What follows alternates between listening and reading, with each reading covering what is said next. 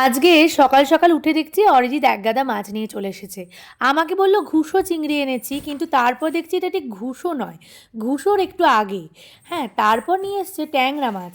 এবার ট্যাংরা মাছগুলোকে যেভাবে কেটেছে সেই মুন্ডচ্ছেদের মতো দেখতে লাগছে, অদ্ভুত বিকট। কিন্তু এখানে ওইভাবেই কেটে দেয়, যার জন্য ও ছাড়িয়ে আনেনি। আমি আবার এগুলোকে পরে বসে ছাড়িয়েছি। এর সঙ্গে আরও নিয়ে এসছে রুই মাছ। রুই মাছটা বেশ বড় সাইজের ছিল। এটা আমার মেয়ের জন্য স্পেশালি আনা হয়। প্রথম প্রথম ওকে খাওয়ানো হলেও পরে তারপর যেগুলো থাকে আমরা খেয়ে নিই। বা মাছ বাসি করে ওকে খুব একটা খাওয়াই না, কারণ এখানের মাছ বাসি করে খেলে একটু গ্যাস হয়ে যায়। তো এই যে চিংড়ি মাছগুলো দেখতে পাচ্ছ একটু বড় সাইজের, ওগুলোকে ফ্রিজে রেখে দেবো। আজকে এই মাছের মাথাটা দিয়ে একটু ডাল করব, আর এই যে পেটির পিসগুলো দিয়ে করব মেয়ের জন্য ভাজা। ও মাছ ভাজা খেতে ভালোবাসে। এই রুই মাছটাও ভাবছি ফ্রিজে রেখে দেবো, এক সপ্তাহ চলবে। আর এখানে একটু কাঁঠালের বীজ আছে, এইগুলোকে ভাজবো। চলো কী কী রান্না হলে দেখিয়ে দিই।